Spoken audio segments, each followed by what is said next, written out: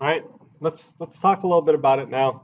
According to the tree, if I were to follow the pattern or the paths with respect to x or with respect to s for the first one, um, I'm going to have two paths going down there, so I should have two terms.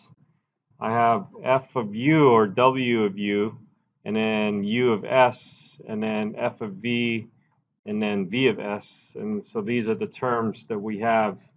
These are the factors in the terms that we have for that first derivative partial with respect to s.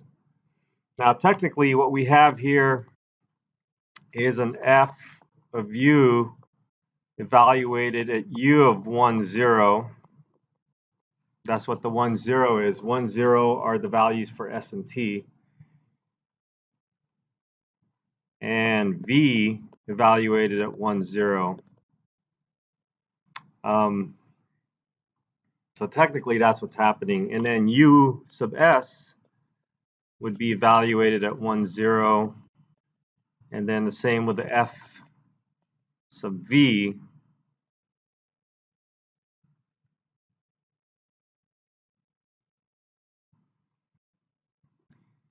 It's evaluated at u and v, and both of them are each evaluated at 1, 0. And then times v sub s evaluated at 1, 0.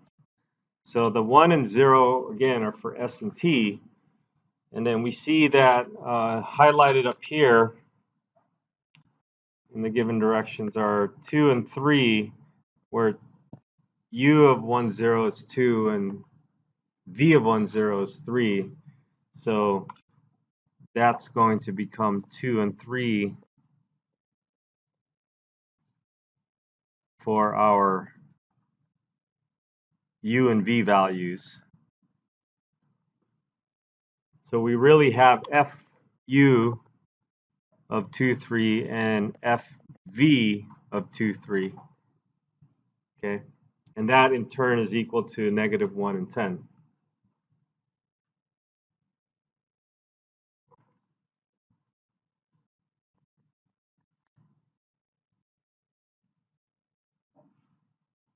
Okay, we still have the u sub s of 1, 0, and we still have the v sub s of 1, 0.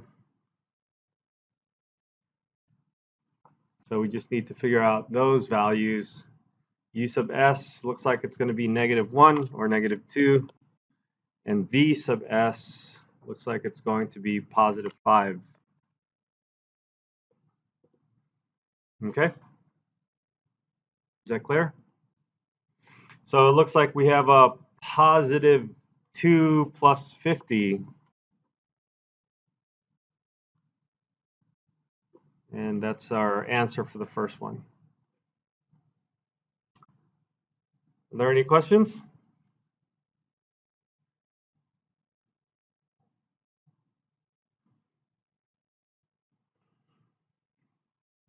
Okay, yes.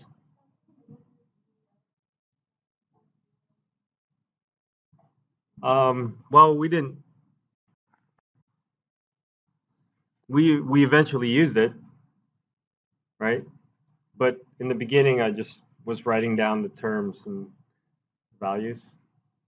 Is that, did I answer your question? Other questions? All right, let's try the next one, which is W sub t.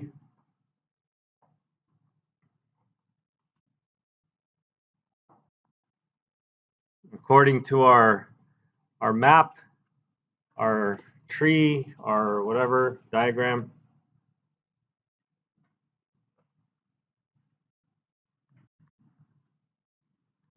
we want to get to t.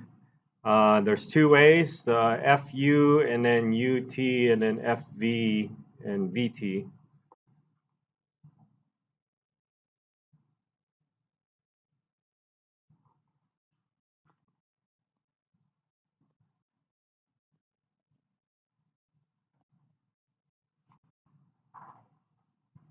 All right, So we'll go through the same process, except I won't rewrite everything. Let me just write down FU evaluated at 2, 3. I'll skip over that step where the U and V get evaluated by 1 and 0, and then you're going to get 2, 3 anyways. And then U sub T evaluated at 1, 0 plus FV evaluated at 2, 3, and then U T, VT evaluated at 1, 0. So those are our values. We got the same values for FU and FV, negative 1 and 10. And so the value this time for with respect to t, the u with respect to t is 6, and then v with respect to t is 4.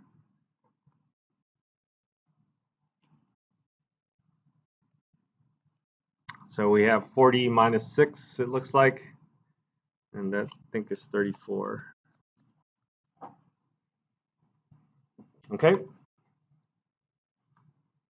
Any questions? All right. So we'll have a quiz on Monday.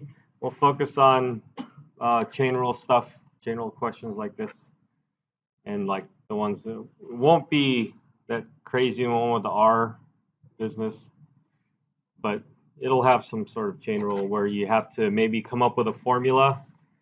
Coming up for the formula or with the formula is part of the game. And so if I give you a function that's of 3 variables, and then each of those 3 variables are actual functions of 2 variables, then you should be able to draw a diagram, a tree diagram that would represent that, and also be able to write down the equation that would have you find the partial with respect to 1 or 2 variables.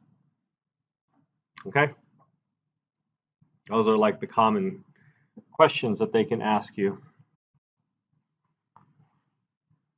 All right, let's move on to our next topic. Our next topic is oh,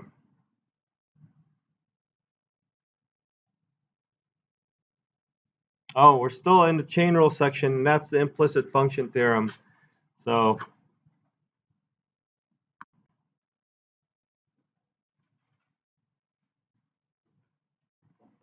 actually,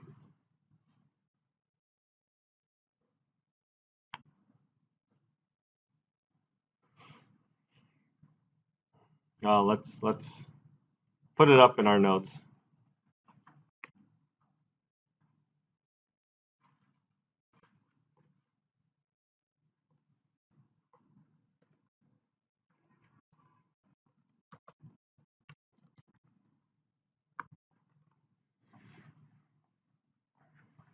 So the implicit function theorem is really we kind of know how to do implicit differentiation already, and so the implicit function theorem is really just a theoretical representation of what we're doing, and could also give you a quicker way to get to your implicit function problem.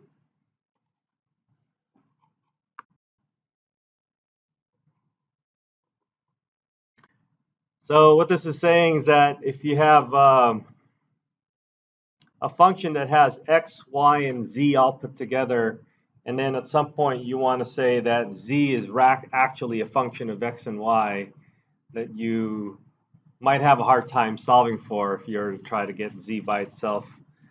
You can still take the derivative of z with respect to x or y, and we know how to do that using our implicit differentiation methods. And here they're just saying that there's a theorem attached to it, and you can use this theorem by just taking the partial with respect to y and the partial with respect to z, or the partial with respect to x and the partial with respect to z, and then getting the result. So we can start off with a simple example just to illustrate this fact. And we'll do it 2 different ways. We'll do it the old way where we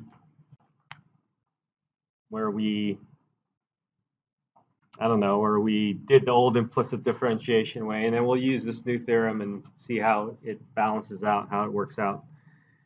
Let's do a quick example.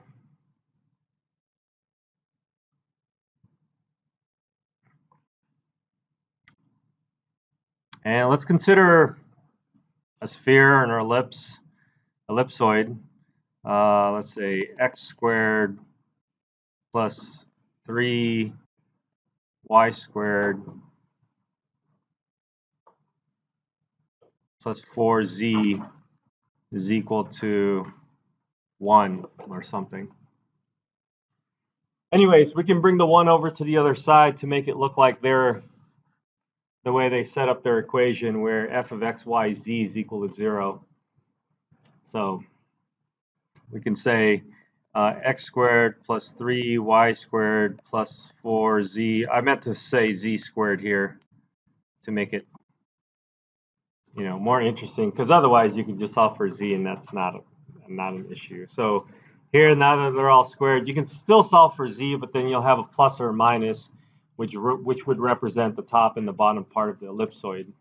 But let's keep it in general and say if we do that, then we lose the whole identity of z. You only get half of z's identity here. Z must have a split personality, and sometimes they're positive, sometimes they're negative. So, so let's assume that z is a function of x and y, or is implicitly expressed as a function of x and y.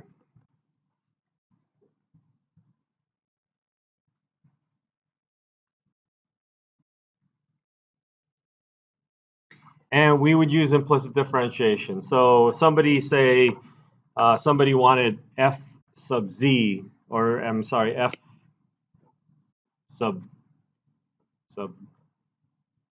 something, sub x.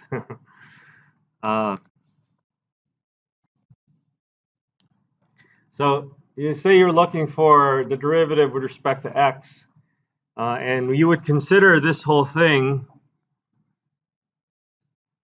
as your function capital F, the one that you're going to take the derivative of.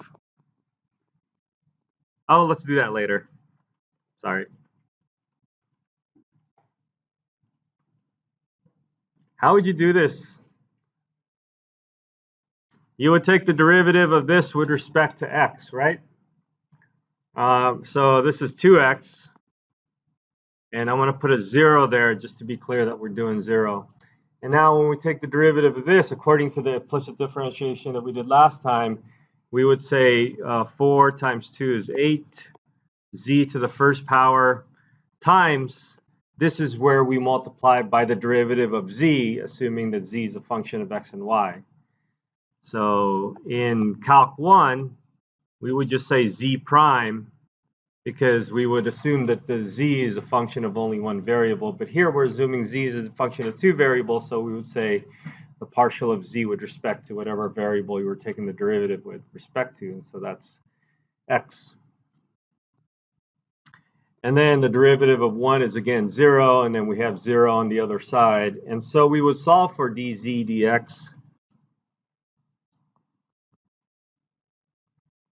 by subtracting negative 2x, or subtracting a 2x from both sides, and then dividing by 8z. So this would be x in the numerator and 4z after you divide and cancel factors of 2. So this is what we have, right? So this is the old implicit differentiation.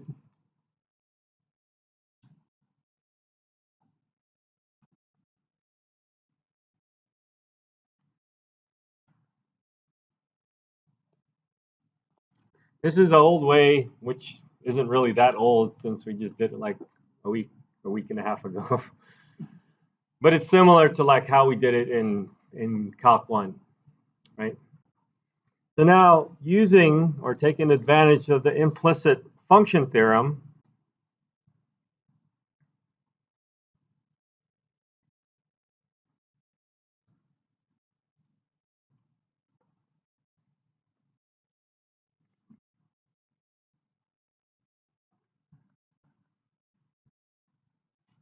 we would say, according to this formula, that dz dx is actually equal to negative df dx divided by df dz.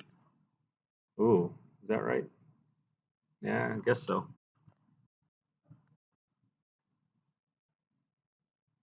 So this is where now I would look at this and say, oh, what's my capital F equal to? My capital F is a function of x, y, and z is equal to this thing. And I'll treat that as one big function of x, y, and z and take the derivative of that with respect to x first and then with respect to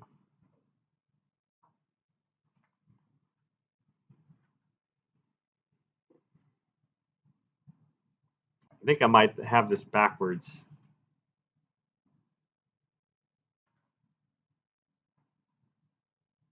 No, maybe not. All right.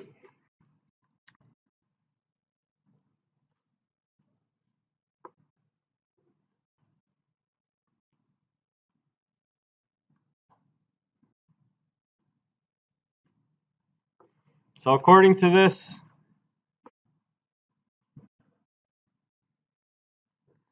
my numerator will be the partial of this function f with respect to x, which is just 2x, and everything else is 0. And then the partial of this same function with respect to z, which is 8z. And then that's it. So what are the advantages of using the implicit function theorem? You get the same answer, you see, right? So the advantage might be, well, you don't have to solve for dz dx after doing the implicit differentiation there. You have the formula already given to you. Okay. So we get the same result whether we do the old implicit differentiation method or using the implicit function theorem. And I'm not going to force you to use the implicit function theorem. If you think it's cool, then go ahead and do it that way. Otherwise, you do it the old implicit differentiation way, where you do the implicit differentiation and then you solve for it. But again, this is a simple example. More difficult examples, one might be easier than the other. Okay, yes?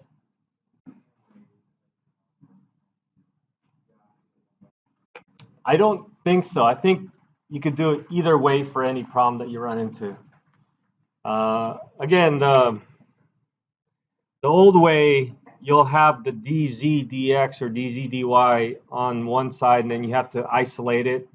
And so if you have multiple z's, that might be an issue when you're solving for it. But if you're, if you're really good at algebra, because that's what it is after you take the derivative, it's all algebra, then the old way is just as easy as the new way.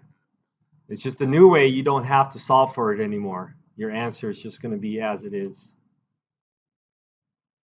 which is pretty interesting. Okay. So I don't know if we need to do another example. Oh, there's this problem over here. Oh, there's a couple of problems that are cool.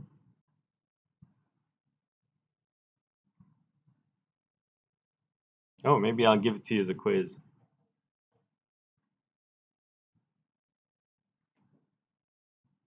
This is a good problem. I don't know if I got this from your textbook or another Stewart textbook, another edition, but it kind of puts your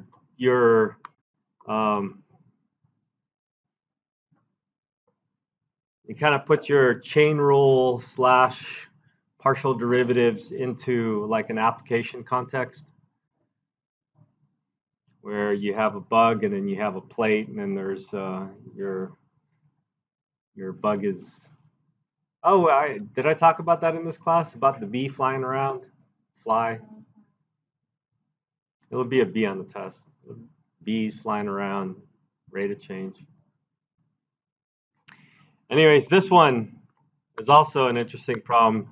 This one, I started to do this one year, and then I ran out of time in class, so I didn't finish the proof. This is an actual proof. and then I decided to give it as a as a problem on the test. I actually copied my halfway done proof and asked the students to finish it.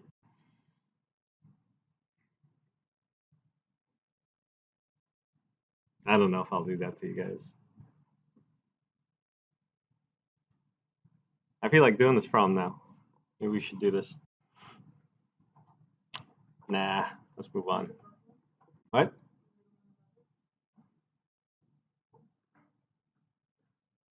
Yeah, okay.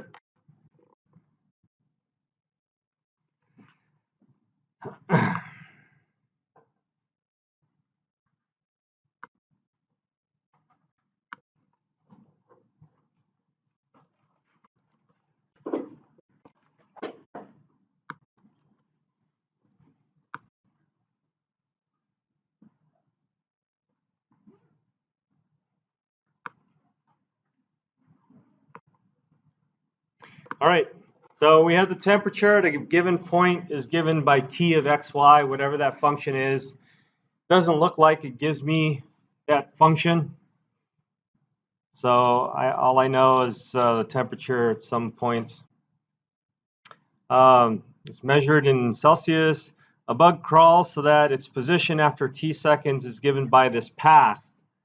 This would be considered a plane curve because it only has x and y values, as opposed to a space curve where it would have x, y, and z.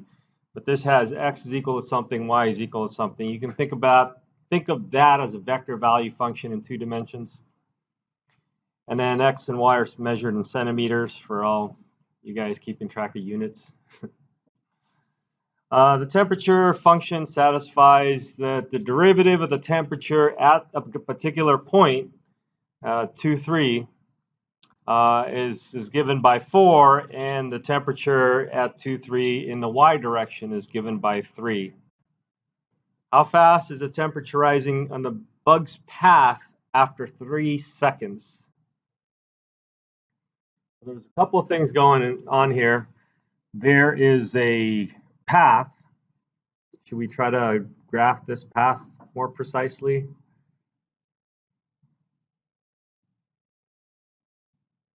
Well, let's put it this way.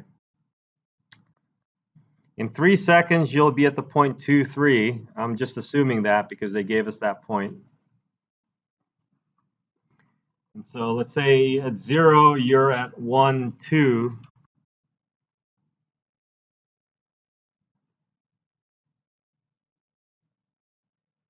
So I'm just going to guess, maybe guess the other way.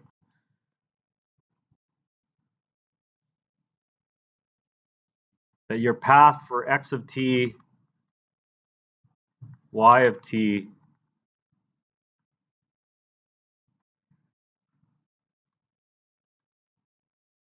does something like this. Now the capital T is the temperature. You can pretend that that is like the z component coming out of this screen, coming at you with z. And then what they're saying here, not that it matters on this graph, but what they're saying here is that if you move along the x direction by 1 unit, your temperature is going to go up by 4 degrees Celsius. And if you move in the y direction by 1 unit, your temperature is going to go up by 3 degrees. Okay, so that's what that's saying. Again, not that it's that important, but that's what it's saying. So they're saying, how fast is the temperature rising in the bug's path after 3 seconds? So again, I'm assuming that after 3 seconds, when t is equal to 3, your x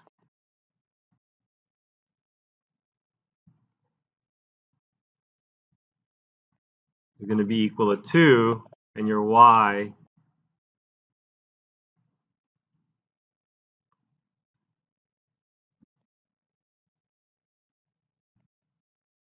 is going to be equal to 3. Right? So we know that we're at that point. So the rate of change in temperature is really going to be given by the derivative of the temperature function. But we're looking at the rate of change of temperature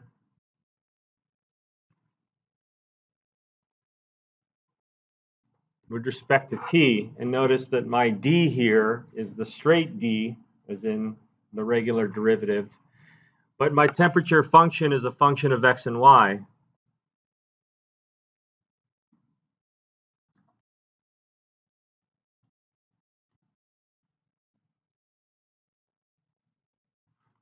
But then again, Y is a function of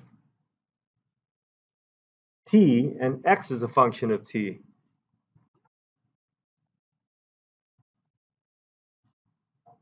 So then I must have to use a chain rule. And if we're consistently doing the little tree thing happening here, your T is a function of X and Y, and each of the X and Y are functions of little t. And so to get dt, d capital T, d little t, you would have to go through these paths that would include the partial of t with respect to x and the partial of t with respect to y. So according to our formula, we have the partial of t with respect to x, and we have to evaluate this at 2, 3. We're actually evaluating it, before I do that, let me see. We're actually evaluating it at x of 3, comma, y of 3. And then remember that x of 3 and y of 3 are both equal to, or are equal to 2 and 3. Times the derivative of x with respect to t. And here we're evaluating this also at x is equal to 3.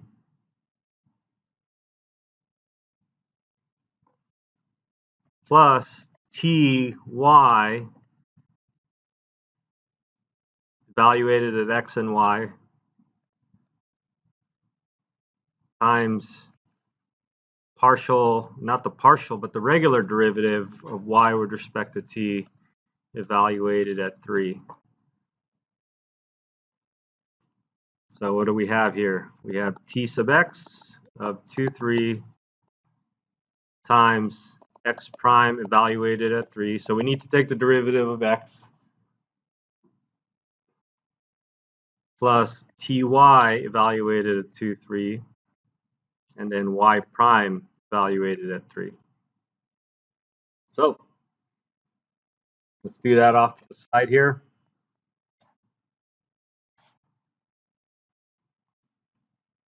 X, I don't need to rewrite this, do I? 1 plus t under square root. So x prime is going to be 1/2 1 plus t to the negative 1/2 times the derivative of the inside, which is 1.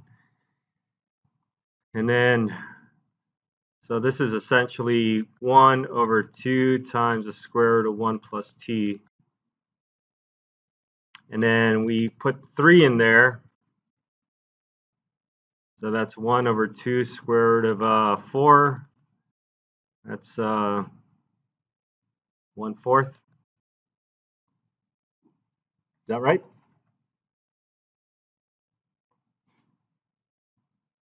So that's the x. Now the y. What is it?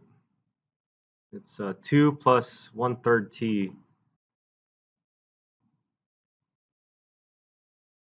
So y prime is just going to be 1/3. And it doesn't matter what you put in for t. Your answer is always going to be 1/3. So that's it. We have some values.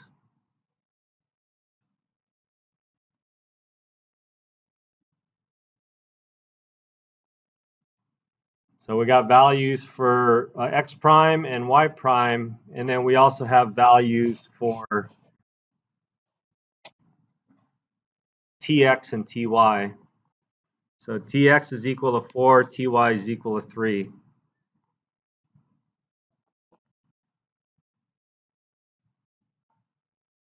1 plus 1.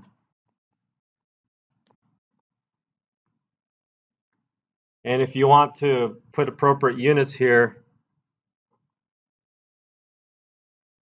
dt d little t evaluated at 3, little t is equal to 3, is equal to 2.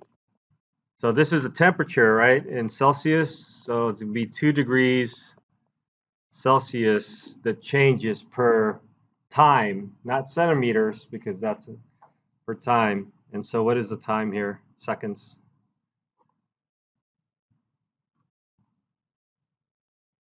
So T sub x will have units of degrees Celsius per centimeter, and then the x prime and y prime would be centimeters per second. And so you can figure out the centimeters would cancel between those two.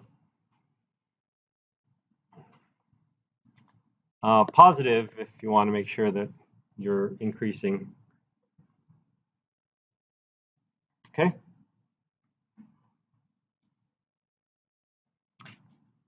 All right. Any questions? This is actually a good segue to what we're going to do next. What are we going to do next?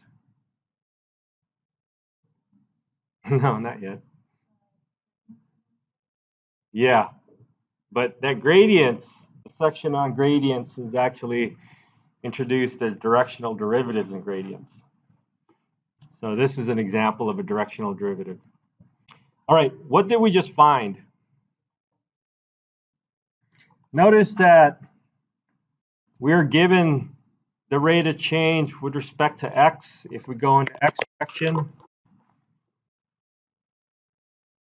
So t sub x is equal to 4, and t sub y is equal to 3. So that's the rate of change in the x and the y direction. And so far, that's all we can do, is that we can find the rates of change of some functions only if we're going in the x direction and the y direction. Well, in this case, we found a rate of change going in another direction. And so what makes us restricted to just going in the x and y direction? What if we were, in fact, interested in going in a different direction? What is our rate of change going to be then? So that's what we're going to study now, is what's called directional derivatives. Whatever section this is.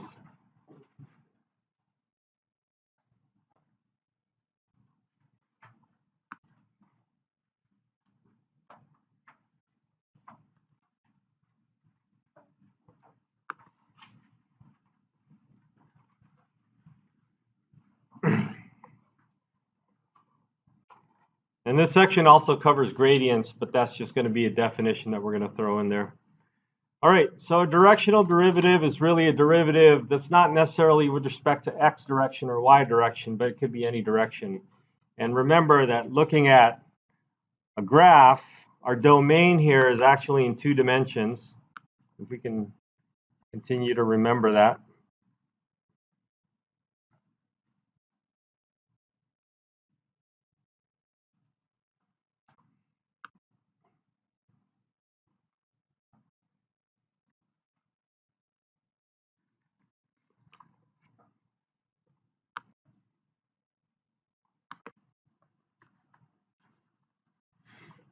So I think I got these wrong. This should be x.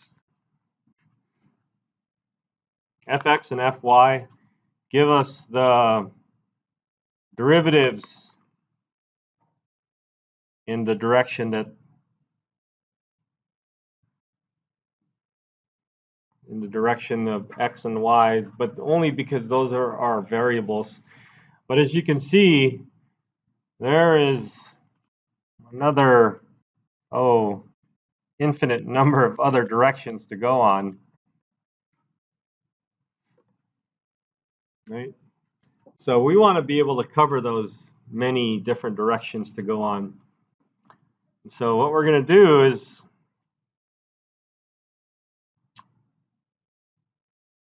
I can just give you the formula and be done with it.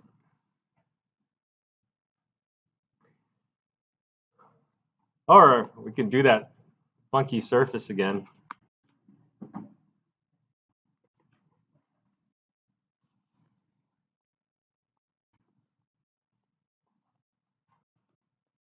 Remember my cool surface? Yeah, that's cool.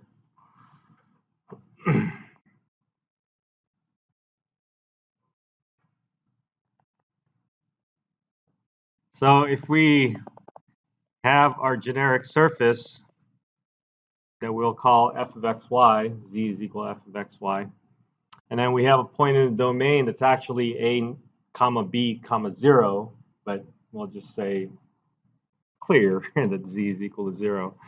But then we do have a point up here that has the x coordinate is a, the y coordinate is b, and then the z coordinate was what? Do you remember what it was?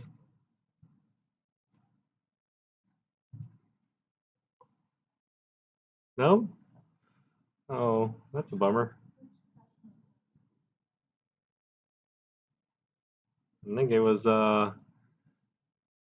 on October 1st. Look at that z component. F of AB. Right?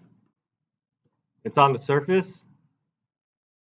So if we put it onto the surface, then our z component, z is equal to f of xy. X is equal to a, y is equal to b. But that part's not going to be important.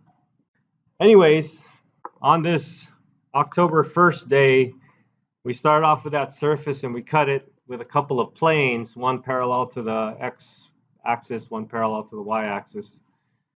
Right? And we came up with the derivatives with respect to x, with respect to y, and the run was equal to 1.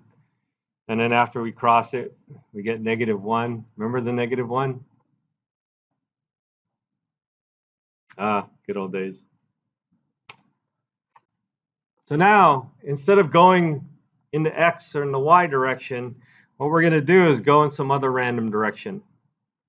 So let's go in some other random direction.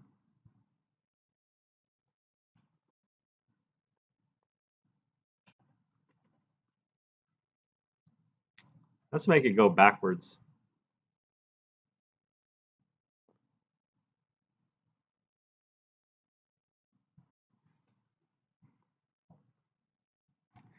And so what we could do is we can imagine cutting this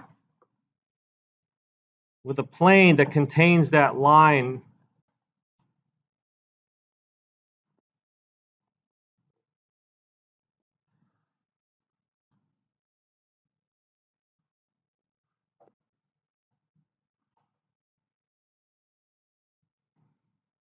pretty cool, huh?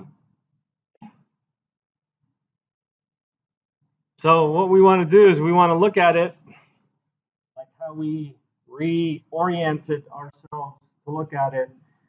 We want to look at it in a way where we're looking at it flat, first of all.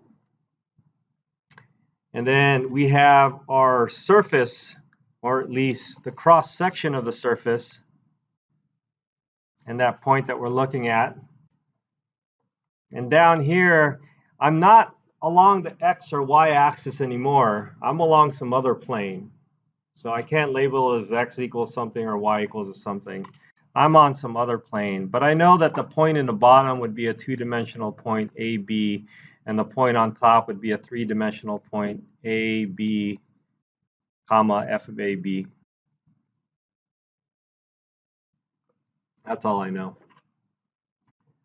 But I am interested in finding the slope of that tangent line.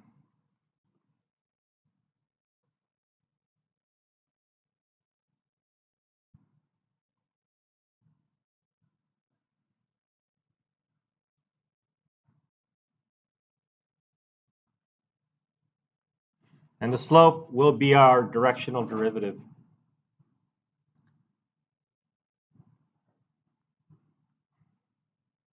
So what are we going to do? What we're going to do is we're going to parameterize a two-dimensional curve down on the xy plane. Okay? So let's start by parameterizing that two-dimensional curve on the xy plane. And what can you tell me about that two-dimensional thing on the xy plane?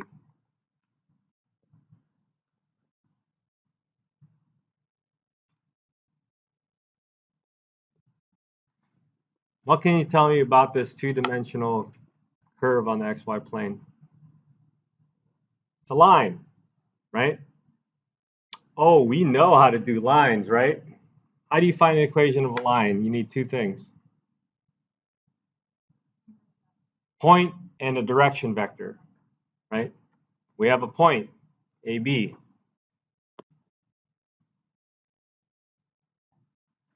And our direction, well, our direction is just the direction that we're going towards. I kind of made that up, and so let's make up a direction. Let's say D1 and D2. Okay.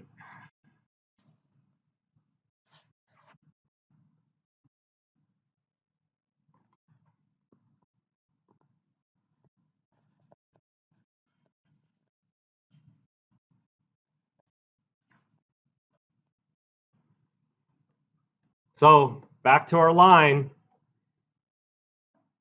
My equation of the line is going to be what? A plus D1 times T, right? You with me on that?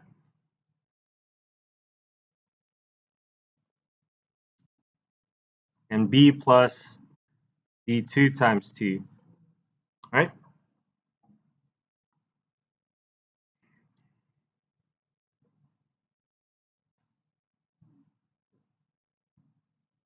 Okay. So now this function, back to this function that we're looking at flat on the xy plane, this function is really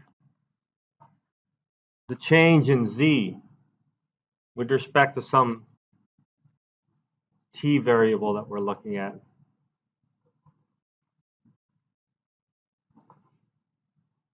Right? Guess what that change of z is equal to?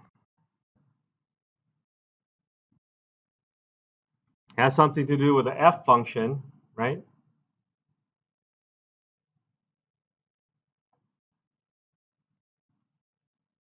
But then we're restricting it to just include the line.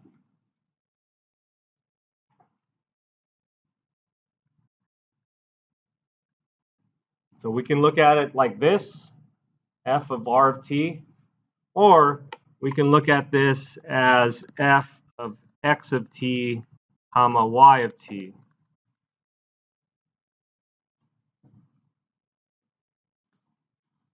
That's exactly what we did in the previous problem.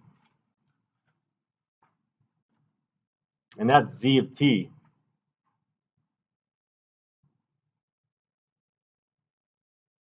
We want the slope. So we want the derivative.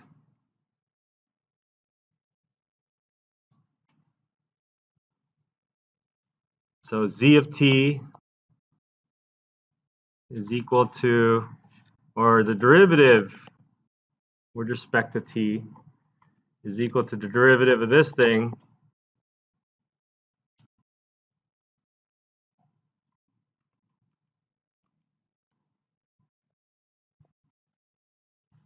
with respect to t, which is equal to, I think, if you remember, is the partial of f with respect to x times x prime of t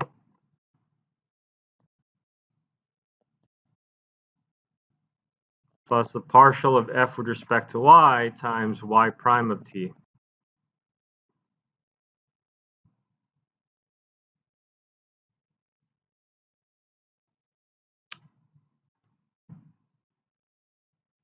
Now, this looks like it's a good answer, and it would almost be a good answer, except for one thing.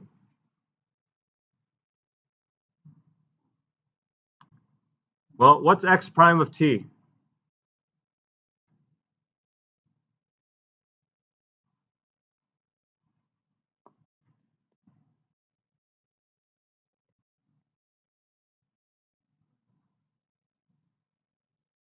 d1, and then y prime of t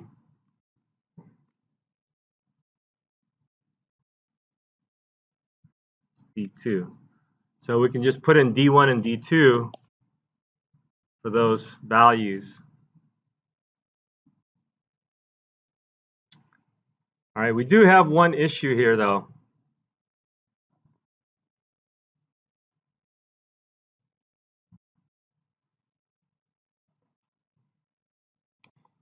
And our issue is that there are many ways to parameterize an equation of a line, right? I can have this direction vector to be as long as I want, and it would be the d1 and d2 will change.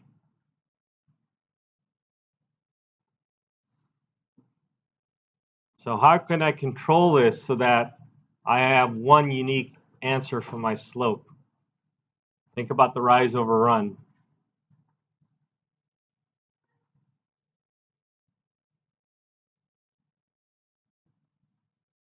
So this is t-axis, but it's actually going in the direction of d.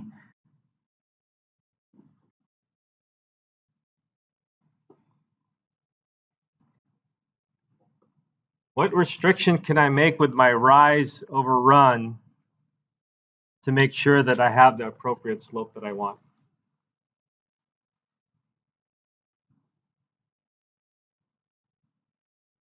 You understand my question? It's kind of deep, but also kind of pre-calculus. And we also did this last time.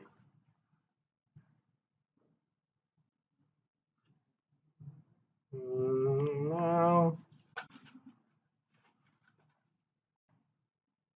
Look at the rise over run business that we were doing here, right? Last time, we made our run equal to 1. Make your run equal to 1. That's how you get things done.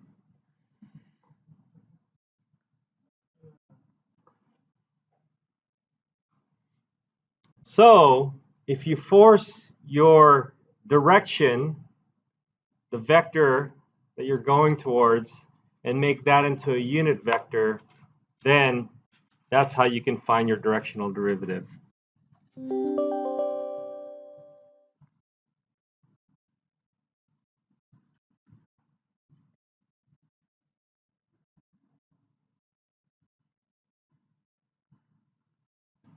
So if you can have d1 and d2 be a unit vector, and this is your formula for the directional derivative. So that's more or less derivation of the directional derivative, but let me give you the definition according to the textbook and the theorem that follows, which tells you that it's exactly what this is.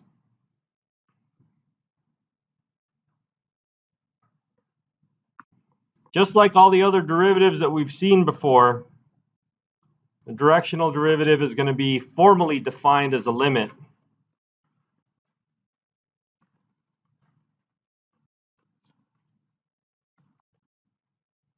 But just like in calculus, we don't always want to use limits to find a derivative. So of course, we're going to find shortcut ways of doing it. So by definition, the directional derivative has a change in x and a change in y. I guess if we do this according to the note, to the, sorry, are you guys copying? Don't copy, hold on. I'm going to change just the way we denoted it in the previous page. So instead of x naught, y naught, we use a and b.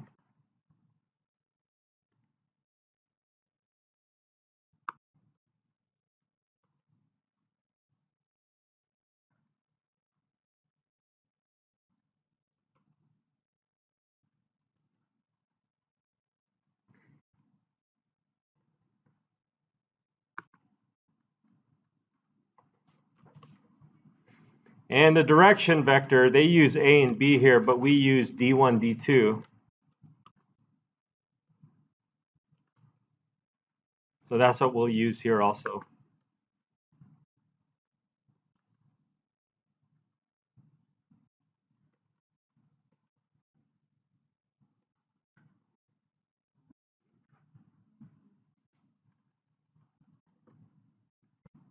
That one, yeah?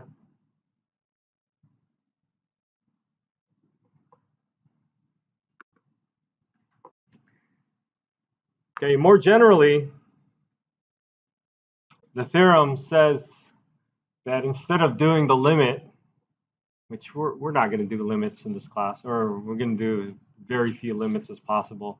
We will have probably a limit question on the test, you know, coming from different directions.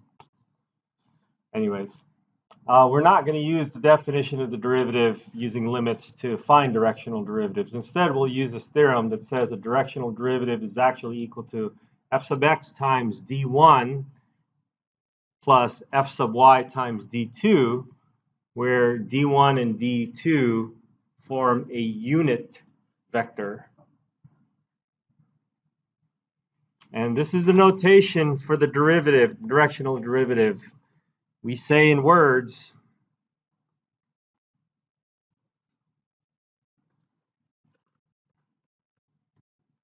the derivative of f in the direction of u, or in the u direction. So d, the capital D stands for derivative.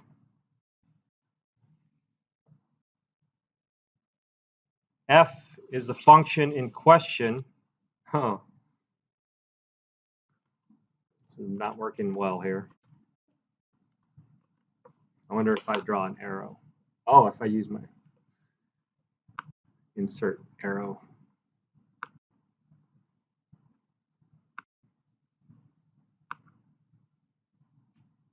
No.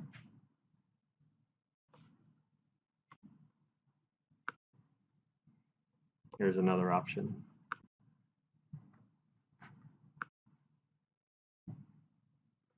All right, that's better.